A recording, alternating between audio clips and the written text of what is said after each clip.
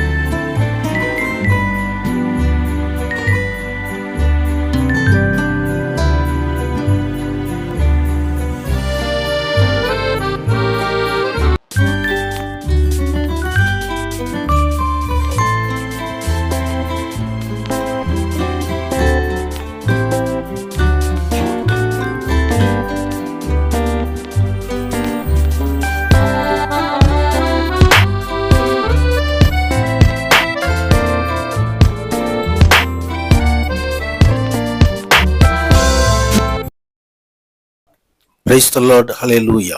Zion லெந்துகால ஆய்விற்கு அன்போடு இயேசு கிறிஸ்துவின் நாமத்தில் உங்களை வரவேற்கிறேன்.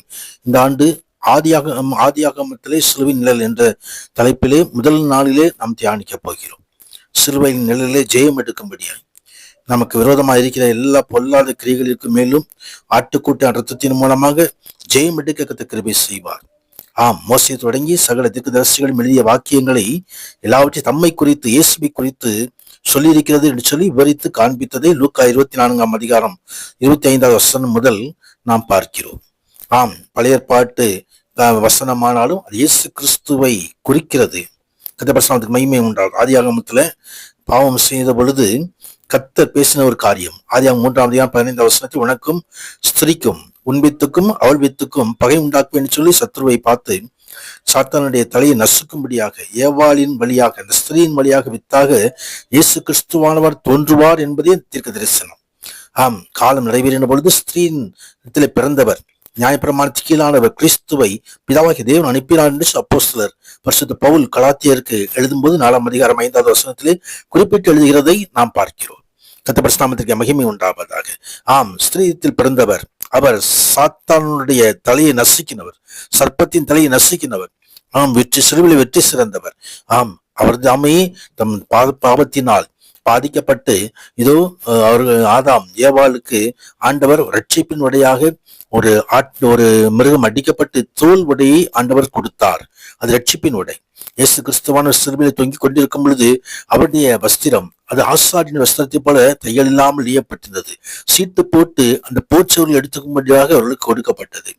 கர்த்தர் பரிசுத்தத்துக்கு மகிமை உண்டு. அவரே தேவன் இப்பொழுதும் அந்த சிலுவையின் ரத்தத்தினாலே நமக்கு ரட்சிப்பின் வஸ்திரங்களை, நீதியின் சால்வையை நமக்கு தரிப்பிக்கிறார் என்பதை அந்த காரியம் தெரிவிக்கிறது. ஆபேல் காணிக்கையை கொண்டு வந்ததை குறித்து பார்க்கிறோம். ஆபேலுடைய காணிக்கை ஆண்டவர் அங்கீகரிக்க காரணம் தன் தலையேற்றலில் சிறந்த கொழுமையானவர்களை கொண்டு வந்தார். கர்த்தர் பரிசுத்தத்துக்கு மகிமை உண்டாவது. ஆபேல் ஒரு மெய்ப்பனாக தனது மந்தையிலிருந்து ஒரு கொழுமையானவற்றை எடுத்துக்கொண்டார். கிறிஸ்து மாதிரி அவர் ஒரு மெய்ப்பன், நல்ல மெய்ப்பன். கிறிஸ்துவானவர் நல்ல மெய்ப்பன். காயினால் பொறாமையினால் கொல்லப்பட்ட ஆபேலை போல கிறிஸ்துவானவரும் அவரை சூழ்ந்த யூதர்களால் பொறாமையால் கொல்லப்பட்டதை நாம் அறிந்திருக்கிறோம். நமது ரட்சிப்புக்காக, நமது மீட்புக்காக.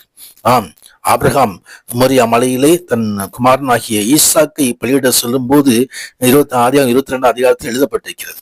ஆண்டவராகிய தேவன் அந்த இடத்துக்கு போகும்போது விறகுகளையும் அந்த எல்லாரும் அந்த ஈசாக்கு வைத்தார். அதே போல கிறிஸ்துவானவர் சிலுவை எடுத்துக்கொண்டு கொல்கத்தாவை நோக்கி நடந்து சென்றதை நாம் அறிகிறோம். கர்த்தர் பரிசுத்தத்தின் மகிமை. ஈசாக்கு தகனபலிக்கு ஆட்டுக்குட்டி எங்கே என்று கேட்ட பொழுது கர்த்தர் பார்த்து கொள்ளுவார் என்றார். அவரே ஆட்டுக்குட்டியானவர், முற்புதலில் சிறந்த சிட்டிய ஆட்டுக்குட்டி, உலகத்தின் பாவத்தை சுமந்திருக்கிற தேவ ஆட்டுக்குட்டியாக கிறிஸ்துவான நமக்காக வந்தார்.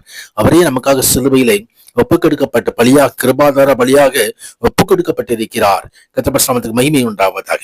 ஆம், மோரியா மலையிலே அந்த ஆபிரகாம் ஒப்பு கொடுத்தது நிழலாட்டமா இருக்கிறது. சிலுவையின் நிழல் அங்கே காணப்படுகிறது. கர்த்தருடைய பரிசுத்தத்துக்கு மகிமை உண்டாவதாக. ஆம், அவர் தாமே ஆட்டுக்குட்டியை போல, அவர் வாய்த்திரவாத ஆட்டுக்குட்டியை போல எல்லாவற்றுக்கும் பிதாவுடைய சித்தம் நிறைவேறும்படியாக ஒப்பு கொடுத்து கடந்து சென்றவர்.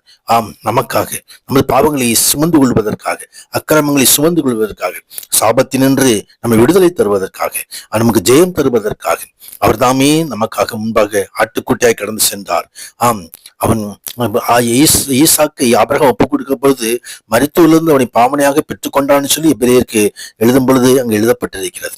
அதே போல கிறிஸ்துவானவரும் பிதாவாகிய தேவன் நமக்கு சிலுவையில் ஒப்பு கொடுத்தாலும் மீண்டுமாக அவர் உயிரோடு கூட பெற்று உயிர்த்தெழப்பட்டு பிதாவுடைய வலது பாசத்தில் வீற்றிருக்கிறார். நமக்காக வேண்டுதல் செய்து கொண்டிருக்கிறார்.